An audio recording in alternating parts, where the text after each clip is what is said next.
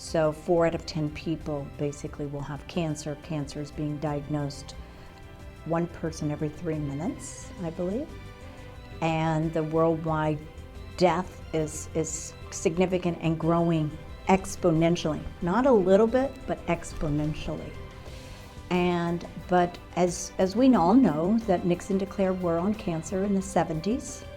And he said, we've got to stop this epidemic then. That was in 1970. Here we are in 2015, confronting unbelievable trauma and suffering at a tremendous expense and not getting anything better.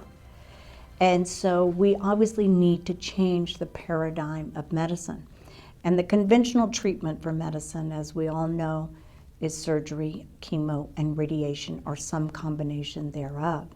And I tell all my patients, you may need surgery, you may need chemo, you may need spot radiation, but that's just your first 3 steps of 100 or more to get well.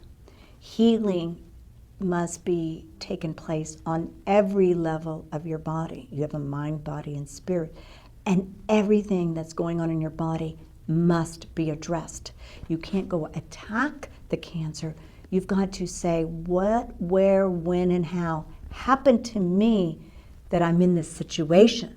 From 1 cancer cell to a tumor is 10 years, plus or minus. All of us have cancer cells in us. Every single day, we're producing them. That's a fact. And whether do we have a good immune system to handle the onslaught of insults that each of us are experiencing on a day-by-day basis. And believe it or not, prevention is here. Prevention is priceless. And it's sad to say that patients today do not know how to prevent illness, whether it's cancer, heart disease, and other chronic illnesses. And why is it a secret that patients are not allowed to know this information? And a doctor or another practitioner should not be a naysayer unless they have had educational and or personal experience in this endeavor. Do not say, oh, that person's a quack, or that person doesn't know what they were talking about. As I spoke about in my lecture yesterday, lots of people came up with wonderful ideas, and 50 to 100 years later, they were posthumously recognized for their wonderful suggestions, and they became the standard of care. And what is the downside? What is the downside of doing the IV vitamin C? What's the downside of detoxification? What is the downside of getting pulsed electromagnetic field? What is the downside of getting emotional work and emotional healing? Tell me, what's the downside of doing oxygen to your body, which is the first thing all of us need to stay alive?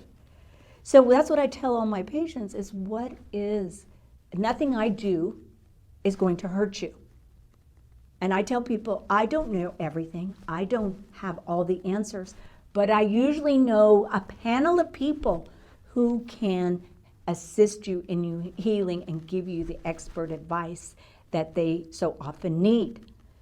And but what I do see, which is so exciting now today, is that people are changing. And there is a contagious gossip going around now in cancer and in other medical problems, autism, diabetes, everything that is changing the scope of medicine. And this is what's so exciting.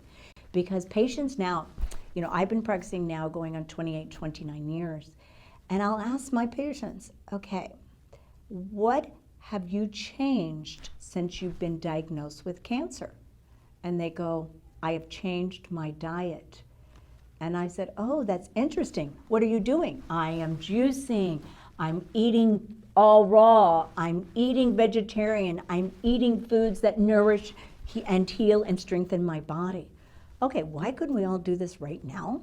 Okay, and I'm not saying perfection. I tell patients, perfection will make you sick. So don't think about perfection. And do this in baby steps. You're going to basically, whatever you were doing before, you're going to be doing opposite. So If you're going to be drinking water, you're going to be drinking purified water.